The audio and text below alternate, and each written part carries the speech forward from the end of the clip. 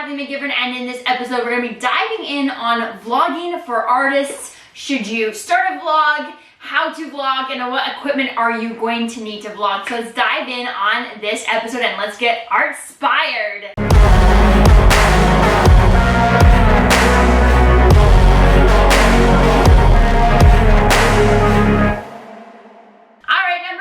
Is should you start a vlog? Absolutely. It is a great way to get your art out there. So outside of social media, which is a very competitive platform, trying to keep up with like reels every day and TikToks every day, that is really kind of time consuming, and it's a highly competitive, short-lived medium. So for instance, your Instagram posts or your Instagram reels are only going to live on there for a short amount of time. And that's why you need to keep adding new ones every single day. And that is exhausting and also is really counterintuitive to the creative process and being in your studio. I find it's really challenging, especially for the return, right? The return of investment in your time. It's hard to get people to click through to your websites, or are they even the people that are actually going to purchase or look at using your art for curating in their shows, right? So like, it's nice to have it. I would say it's considered part of your portfolio, but it's not necessarily helping you get more exposure. So I think vlogging is going to create a more a grounded audience. One that is really connected to you. You're going to get your name out there farther because it's searchable on Google, and that's kind of right, because YouTube is owned by Google, so that's a humongous plus. Plus you can have links to it in the cards in your video, in the description of a video. It's all clickable. You can put QR codes on your screen, and then they can scan things with their phone if they're watching it on their TV. I think that's really valuable as well. Plus you can earn affiliate income. You can make an artwork and then say, hey, if you want to buy this, you can buy prints of it right now in the description below, or you can buy it through my website and buy the actual artwork, blah blah blah, and then also make connections and network through your vlog. I think it's a great way to create a more professional, not just for social media artist account, right? Because I think there's it's kind of tricky when you're a professional level artist and you kind of are navigating this new world of tech. And then also the art world that's kind of hoity-toity, to be honest, sometimes, depending on the galleries and people you work with. Anyways, it's true, right? Money's kind of like, ooh, but then like artwork costs like a ton of money because the gallery is going to take half of that anyways, so you have to charge for your time to make it worth it. Whole nother ball game. But anyways, I highly recommend starting a vlog. The other thing is you can make affiliate income, so you can do the Amazon affiliate program. You can link to things you talk about in your vlogs in the description of your video, and then earn a commission off of that as well. You'll see that I do that sometimes. I'm very new to it, but I think that's just another great way to make an income that you can take that income and then put it back into making art, right? So you can be buying your supplies with it, and then that way I think it's just another, and try to support yourself through your vlog. You can also earn AdSense once your channel reaches I think 4,000 hours and 1,000 subscribers. You can start earning AdSense off your views. So that's just a benefit of supporting your art practice through your art, is having a vlog. So now let's dive in on some of the things, equipment that you need and how to get started. All right, so equipment that you need. Number one is a camera. You're going to need a camera for vlogging. The most popular nowadays is the Sony ZV. That one is a camera designed for vlogging. Canon also has a Canon EOS M, that's a mirrorless one that is also designed for vlogging as well. I have an older version of a Canon mirrorless. The older version that I'm using does not have 4K capabilities, and it does not have any audio jacks on mine. That's why you're listening to my camera's audio at the moment on this video until later on.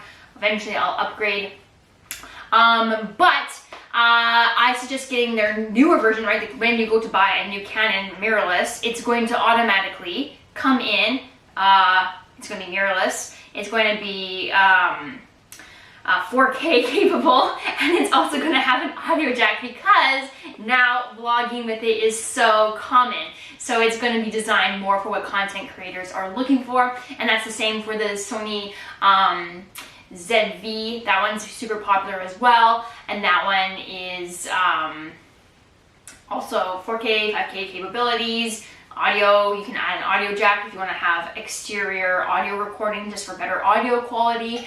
All these things are now capable, so you don't have to worry about this. This is just going to probably come with all the technology when you go to buy a camera, and it just is what it is. The other thing you might want to use is a GoPro. Those are great for if you're wanting to film in unusual ways, whether it's underwater, in like skiing, like snowing, freezing temperatures. I've tested it in like -15 with like no problems. I'm like, this is -15 degrees Celsius with no problems. I think that's 5 degrees Fahrenheit. All kinds of things like that. I've gone 30 feet with it, which is its max. Underwater, sorry, free diving, and yeah, it's blown my mind. It goes really good. It has image stabilization. So that one's another option. It does time lapse automatically. So I have a GoPro Hero 10, but they have a GoPro Hero 12 out, and then of course I think every year or so there's a new one. So check it out, GoPro as well. I'll have links to these cameras in the description below in the video, and then you can go with what you prefer. For me, again, I use between a Canon mirrorless and the GoPro for filming at this time. So nice. Alright, so next you're going to need some lighting. I highly recommend getting the newer 2-pack lighting stands. So for me, I use these also for documenting my art, so there you go. And also controlling the light in my studio. They are pretty small, they look like this, so it's about, I'll put it here, it's about the size of my head. Like in height, right? It's not too big. On the back, you can manually control it. This is just showing it's how bright it is. And then these are newer RGB LED light stands. So they can adjust really tall or short. They're on telescoping stands. And then the difference between these and like normal light stands, like the traditional giant light bulb ones that have exploding light bulbs, and then the big tents that go over it to diffuse the light, is that I can control it with these little shutters on here, but also you cannot control the brightness with that, right? And you cannot control the warmth or coolness of your white light with a traditional bulb, except for changing the bulb. With this, these newer RGB LED lights are controlled with an app. So I'm going to put it on the app right now. So I have my app. I have 2 lights, so it has 2 lights on the screen. For instance, I can change the white light, so I can change the warmth and coolness of it. So right now it goes to super warm, and then I'm going to pull the little, yeah, now we're on super cold, and I look like a zombie and I look sickly. So I'm going to put it back to something warmer. I can also change how bright it is. It's 100% and down to 4%. So you can change it like that. Ooh, way too bright. Hello. Okay. So that is super cool. Now, the other thing is that I got this as RGB. I remodeled my whole studio. You'll see that in another video. But it has an RGB setting, which means that I have one camera on me for doing the white to light me up, because it makes you look much more crystal clear. See, now wait till my camera adjusts here. Right? It doesn't look like the quality of the image goes down, but you put a light on, and now you're gonna get much better quality of image. Okay, anyways, so back to this. I have the other one is pointed to the blank wall behind me. I had to reorganize my entire studio just to get that. And this is my RGB setting, so I can just take my finger and I'm going to move it around the color wheel. Ah, isn't that sick or what? Sick or what? So sick. Isn't that just so satisfying? Just moving it around. Here's more of a pastel, full bright. Oh yeah. Anyways. That is literally the sickest thing ever. Don't you love it? I love it. I love it. It's why I had to remodel my studio. But anyways, this makes the creating your vlog and creating a setting so much easier. So that is lighting. It's important to have lighting. Otherwise, if you look at my older videos, you can go see back in my older videos where I don't have lighting. I'm just using my studio lighting, and the image quality legit looks grainy and not clear, even though it's the same camera and everything. I just have all my lights off in my studio, and I'm controlling the light with this. And it looks so much better, my friend. Highly recommend it. Link will be in the description below the video. All these things that I'm listing off that are links below in the description of the video, like the cameras, the lighting, and anything else I mentioned, is going to be an Amazon affiliate link. That means if you do make a purchase, I do get a commission from that. So just so that you know. But I'm only recommending things that I actually do indeed use and like, because there is a lot of things I've purchased and I do not like them. All right, I do have a question for you. Do you have a vlog, or are you planning on starting one? If you do have one, link to it below in the description of the video so I can check you out on YouTube as well, and we can subscribe to each other and help each other grow our channels, and then also be friends. That's nice, right? And if you're planning on starting one, let me know. Yes, I'm planning on starting one, or I'm looking into it below in the description of the video. I would love to hear about it and the excitement in your upcoming journey. All right. Next is to, if you're looking for doing more action-based stuff, you are going to need to get something like a GoPro or a DJI mini drone. Those are really helpful for filming in terms of action or outside. So I love the DJI mini. I've already talked about GoPro, but the reason why I like it for outdoors, it just makes sense. It's easy, you don't have to worry about it and weather. But in terms of if you're wanting to get drone shots and drone footage, the DJI mini drone is really, really awesome. It goes like 20 kilometers away. I don't know what that is in miles, sorry. And so anyways, it's a humongous distance. We sent it across a lake, to put it in perspective. And up a mountain, like, it's ridiculous. Like 500 feet in the air. It's so ridiculous. It's amazing. It's so small, and it folds up into, like, honestly, like this big.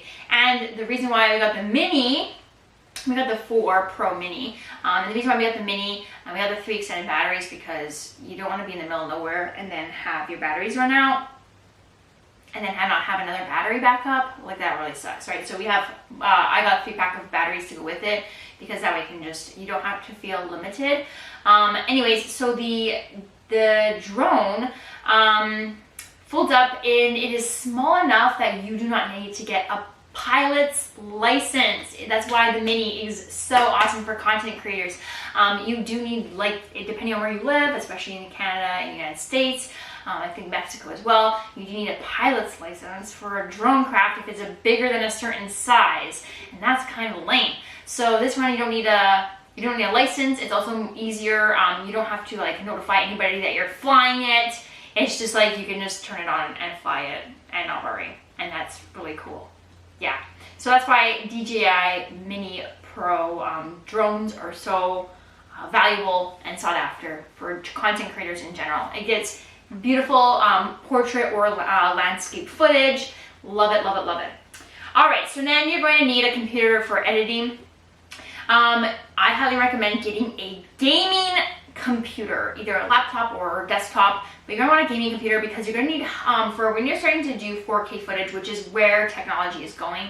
It's really, you can film with your phone if you want, that's totally fine, totally cool. Eventually, if you're wanting to get higher quality footage, you're going to eventually, like everybody, eventually you're going to have to work into getting some more 4K footage, which is really, really hard for a computer to process. I've tried. Let me tell you, I've been here, done that. It takes like days and hours, and then just uploading it takes forever. And the exporting process was, like, honestly just days, and then it would just, you taking one clip and putting it down the timeline, and it would be like freezing the computer. Like, it could not process it because the RAM for processing it wasn't high enough in a typical computer, right? Now, if you were to even open up another application, that whole computer would crash, like, because it just could not handle it, right? So if you wanted to be like, okay, well, I have hours to wait. I might as well go work on the thumbnail and stuff on Photoshop or Canva. Well, no, you cannot do that because your computer cannot handle that. And now if you don't believe me, you can feel free to go try. Now, if you're doing just typical footage, you're not working in 4K, you might be able to get away with it. I did forever, even though I had some crashes and whatever, but I did work like that forever. But I want higher quality footage now, so I went through this whole thing myself. So I would recommend getting a gaming computer. I have some links to some in the description below in the video. You should check out, and that would be, I would look at it if you're feeling like, well, one, if you need a new computer, I would just get a gaming PC anyways, and because it's better and the graphics are way better. You could get it in 4K. You could also game on it if you want, and then also there's bigger RAM and just everything in general. So it's just a way better quality computer for your dollars. Not going after somebody's name brand because it's a name brand and oh my god, and then it doesn't do as good of a job. You're buying the name and the look. I'm not gonna name anybody, but anyways, gaming computers are perfect for this. Love them. Another thing is that once you have all your equipment and your software, you have something to edit your videos with. Either it's Wondershare Filmora or Adobe Premiere Pro, whatever you want to work with. Wondershare is a little bit easier. These are not affiliate. I'm just letting you know what I've tried both and have both. Wondershare is a little easier to work with. Premiere Pro gives you more options, more control, a little bit more complicated to work with. So if you're just starting out, I would say something like a Wondershare Filmora, or if you just want to like dive on in because you're an Adobe, like that's your brand. I get it because I have it too. And you are loyal to that, then I would just go for it because I mean you're not going to lose on Adobe. And plus, if you already have the Creative Suite, you might as well just use that. Alright, so now once you've done that, you're going to want to come up with a schedule. So you're going to make a decision, you're going to commit to creating a vlog. That is number one. So you're going to set up a channel, you're going to log into YouTube, you're going to create an account, you're going to create a channel name, you're going to pick your niche, and you're going to stay in that niche. So if your account is vlogging for your artwork or you're just about your art, then you're going to stick to just everything to do with that. You're not going to talk about intermittent fasting, and you're not going to go talk about a movie you saw on the weekend or reviewing a book, unless it's to do with art, because it's not to do with your niche and it's going to confuse your viewers. So you're going to pick a niche, you're going to stay in that niche. If you want to do all the other stuff, then you're going to need to make another channel, to be honest. Keep it focused, keep it clear, and then your audience will know who to go to for that information. And also will be only watching your art videos. It'll be better for your views and everything, and your subscriber count, which is important if you want to make money off of it. Anyways, so you're going to pick your niche, set up your YouTube channel, and then you're going to come up with, make a decision, right? Got to make the power of a decision is that once you make a decision, you cannot go back on it. Otherwise, what the heck is the point of a decision? So make a decision to make a YouTube vlogging channel, and you're going to do this. So then you're going to need to make up a work schedule. When are you going to go into your studio, and when are you going to film? What you're going to have everything set up and flexible and ready to go for this experience. You're going to need a tripod. My favorite is the KF Concept. It's always standing and set up ready for me to stick a camera on top. And also you want to get a proper tripod because you don't want something that's falling over, nosediving, and killing your camera lens. Been there, done that as well. So KF Concept makes honestly the best tripods. The end. And then you're going to want to have your schedule ready to go. So decide on the time and days that you're going to focus on filming and how much you need to film in order to produce a video. So for instance, if we're making art, you'll know it takes a while, and sometimes you'll be in here for hours and it looks like not a lot has happened. So maybe one episode for every time you're in your studio is not realistic because the person's gonna watch you paint and then they're gonna be like, wow, all those brush marks, and then they're gonna look and they'll be like, wow, like nothing happened. Because sometimes it looks like that, right? Sometimes I look at my work, I'm like, wow, I'm still in the same stage and I've added so many layers and I still feel like it hasn't made any progress. I've been in here like 72 hours and it looks like nothing has happened. And, sorry, I'm looking at my painting because that is what I feel right now, looking at the one beside me. Anyways, so you're going to want to get that done and and think about how many episodes. I would say like at least a week's studio in session is going to adequate to or equal one artwork, because you're not going to want to use all the footage. Nobody wants to sit there and watch you for 56 hours painting straight. You're going to want to cut it and chop it up so that way they can see, 20 minutes of footage or a week's worth of footage in 20 minutes is what I'm trying to say. And then you have that one episode for the week. And so that is kind of how it's going to go. These are things to consider when you're getting started. There's an upfront cost, which is the technology if you don't already have it. And you're going to have a big time investment involved, right? The time to film, the time to make the art, the time to, which is nice because then you're actually making your art, right, which you need for your art career. But you're also going to need time for editing, which takes a while, right? Because if you've made all that footage, well, now you have to watch it and cut it down. Yeah, see? And then you gotta make your thumbnails, and then you gotta make your description and have all your keywords embedded in it, and links to whatever you want to link to. So that also takes time, but in return, you're hopefully going to get either affiliate commission, you're either going to sell more art, or you sell your prints online. You're gonna get your name out there and start generating traffic to your website, right? Because you can link to your website and you have more SEO link backs to your website. So you show up on Google, and then hopefully your videos show up on Google and people get to know who you are, and then hopefully that leads to more networking and leads to you getting into more gallery shows and leads to more you making a living off of your art life. So there you have it. That is vlogging for artists. I highly recommend you get in on it. Please make sure you like this episode, and let me know again if you have a vlog or if you're trying to start one in the comment section below the video. I'd be so excited to listen to that. Please subscribe to this channel for a cupcake. At 1,000 subscribers, I'm going to do a magneting cupcake painting in acrylic, and then like a serious painting, and then a cupcake that's out of this world in oil paint at 10,000 subscribers, and then at 100,000 subscribers I'm going to do a ceramic sculpture of a cupcake, and you get to help me come up with a theme for that. Thank you so much for watching. Your next video to watch is 5 sketchbook exercises to help you draw better. I can't read my writing. 5 sketchbook exercises to help you draw better. Please make sure you click that link above the video or hit it in the description of the video. Check out all the links to those different technology pieces that I mentioned in the description of the video as well, and I'll see you in the next episode.